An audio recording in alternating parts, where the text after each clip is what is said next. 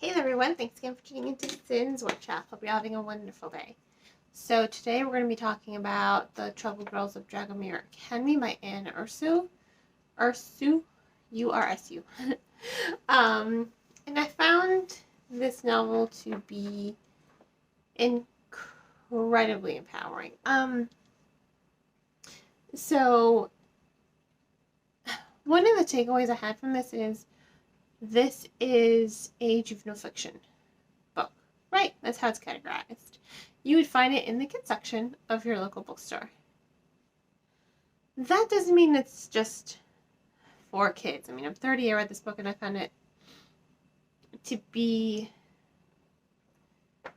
very thought-provoking, very empowering, very much what young girls need for today. And the reason being is Ursu has created this world in which ooh, ow, pelvic. Sorry, I'm like right at the end of my pregnancy, so lots of uncomfortable positions. She has created this world, let's get back on track, in which women and young girls, they're not really given any thought. They're like an afterthought, really. And it's kind of, sucky, And I think any woman or any person who has felt defined by their appearance or their gender or their race is definitely going to understand what these girls are going through. They're not thought of as much. They are considered less than. And I think that that's something that society as a whole, I think it's something that we're trying to fight. And I like that this author is doing that with her storytelling, with her narrative. Because she has these girls, and girls with power, they're considered witches, I feel like that's a theme I've been on lately. Witches. And for Mara, she has an older brother, Luca, and the family expects everything of him. They're like, oh, when the sorcerers come to test you for potential, they're certainly going to find potential. Boys are remarked upon. They are treated very nicely, very well, because any one of them has the potential to be a sorcerer, right? That's that. They have the ability to be a sorcerer. Girls, not so much. There's never been a sorceress.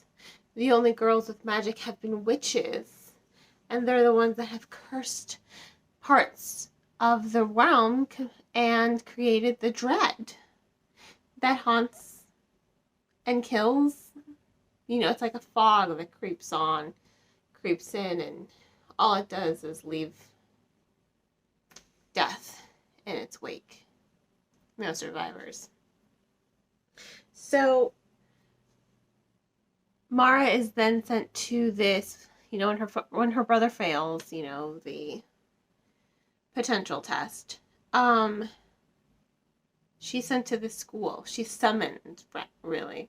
She's summoned to the Dragomir Academy for Troubled Girls. And she's like, I'm not troubled. Like, it was a goat. It was an incident with a goat. What are you talking about? And I think what is really important is when you enter the school, you are seeing how the school is systematically trying to break these girls of their fire, of their will, of their voice. And Mara and a bunch of the other girls are just like, they're not going to stop being who they are. And I think that that's great. I think it's empowering, especially Mara. I hope hope I'm saying her name right. She, it's like Maria, our main protagonist. I think it's great that she doesn't stop looking for the truth. She doesn't let anyone break her, and I think that that's very important, and it's very empowering to young readers to be like, just because all these men are saying a bunch of pretty words to you doesn't mean they're truth. They are pretty because they are hiding the truth. They are pretty so that they distract you from looking too deep into the truth. And I like that Mara is constantly saying that phrase, more pretty words, pretty words, pretty words. She is seeing beyond the surface. She's like, there's more to this. Everything you're saying to me now, that's just, they're pretty words, but they're not truth. So she goes on to investigating. She keeps trusting her gut instinct. She's like, this is a school I've never heard of, and now I'm suddenly here. This is suspicious. She doesn't let anyone break her will. Even though there are times where you see her mother has done nothing her entire life except say, why can't you be a proper young lady?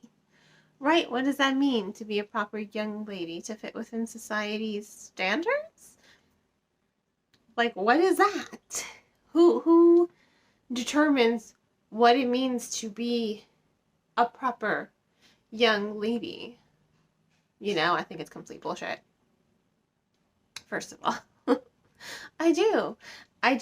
There's, having manners and being respectable, but that's like a blanket for everyone, regardless of your gender. No, they want these girls to sit back straight, know how to use cutlery, know how to pretty much be a maid or a housekeeper to these grand sorcerers who are men. And why are they there? So that the men can keep an eye on them, so that they don't cause trouble. Because they have fire in them. And of course, any woman with a fire burning inside her must be smothered, right? They must be tempered. They must be feared, right? But no, not here. And that's what I think is really empowering about Urso's writing. Her writing style, her storytelling. She's saying, no. It does not matter. Your gender does not matter. Your race does not matter. How you define yourself does not matter. In the grand scheme of how society should treat you, everyone should be equal. Everyone should be on equal footing. End of story. And in a perfect world, in utopia, that'd be true. But even nowadays, we're still kind of fighting, I just wish I wish I had read something like this when I was growing up. As a young girl, I think a lot of time we're taught to fear our voice, to fear our opinions because they don't match up with other people. And I think nowadays we're starting to get over that. We're starting to teach our daughters and our sons and our children to be better than we were. I know this is definitely a book, I'm I'm about to pop literally any day now. Baby girl this time. And this is definitely a book I would love for her to read and devour. And I'm hoping that I can do a good enough job as a parent to encourage her to be like, look, ask questions. If something doesn't feel right to you, you ask questions, you investigate. You trust your gut. Don't let people diminish you because of your gender or race. Never, ever let someone diminish you and take away your voice. That is the overall message I got from this story and why I found it so empowering to read, because these young girls are resilient They stand strong. And then you know what they do at the end? They encourage the older women who were thought of as just school teachers. Encourage them to be like, you manipulated us. You lied to us. You've made us treat these girls horribly. Well, screw you. We are going to teach these girls what's right.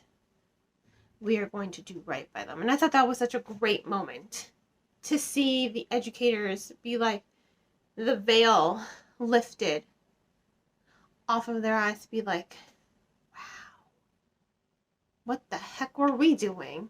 You know, it was a beautiful moment to see these older women and these young girls unite and stand up to those who would oppress them, those who are trying to oppress them. And I love that. I really do.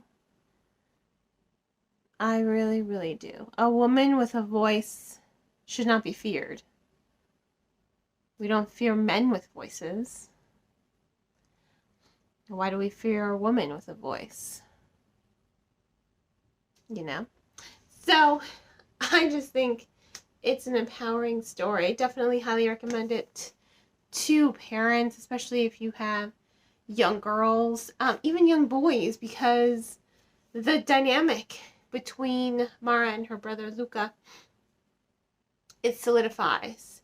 There was some resentment between them, considering how the parents treated them. They expected everything of him. They expected nothing of her, often ignored her, paid all the attention to him. And they both realized they wanted what the other had.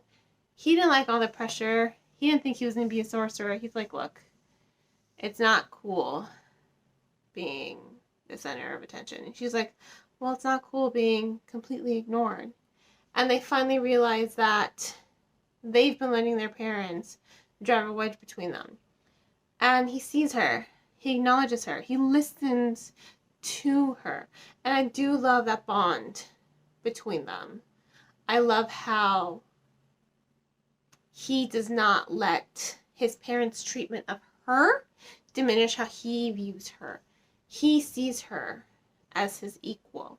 So I thought that was a beautiful moment in the story. To see them come together in the face of everything. So, you know, if you're a parent, highly recommend this book. Again, I wish I had read something like this when I was a kid. You know, I really do. I really think it would have, made a difference. But I don't hear my voice anymore. I mean, look at this. I'm recording YouTube reviews. Won't watch them because I hate listening to myself talk. But I will still voice my opinions. In any case, I will give The Troubled Girls of Dragomir Academy 4.5 out of 5 stars. It was a very empowering read.